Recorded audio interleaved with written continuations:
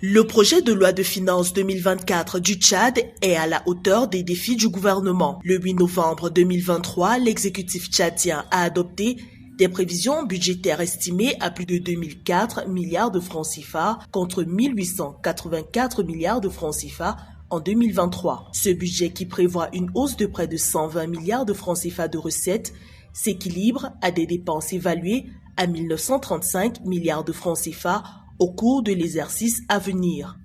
Malgré le contexte de transition, ainsi que les défis sécuritaires, économiques, humanitaires et sociaux, le projet de loi de finances 2024 est atypique à plus d'un titre.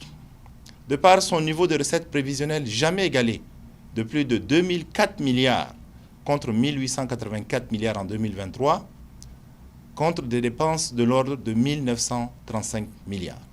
Ce budget permet aussi de prendre en compte les engagements issus du dialogue national inclusif et souverain et consacre le retour à l'ordre constitutionnel en 2024. 8 secteurs prioritaires voient leur budget connaître une hausse dans le projet de loi de finances 2024 du Tchad.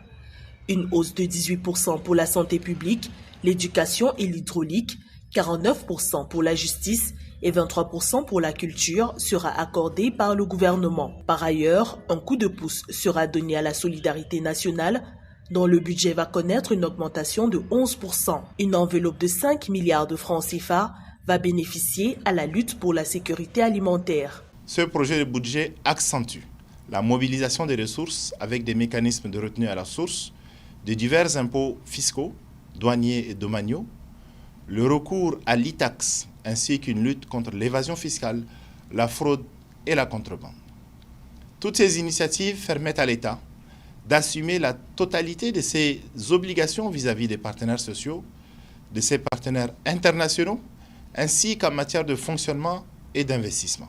Des réformes ont également été entérinées pour permettre une exécution optimale de la loi de finances 2024 au Tchad. Ainsi, le gouvernement prévoit l'interdiction des dépenses avant ordonnancement et ce projet de loi a également vocation à encourager l'investissement. Il réduit de 35 à 30% le taux de l'impôt sur les sociétés hors secteur minier et pétrolier. De plus, le gouvernement envisage la construction et l'aménagement de 14 axes routiers.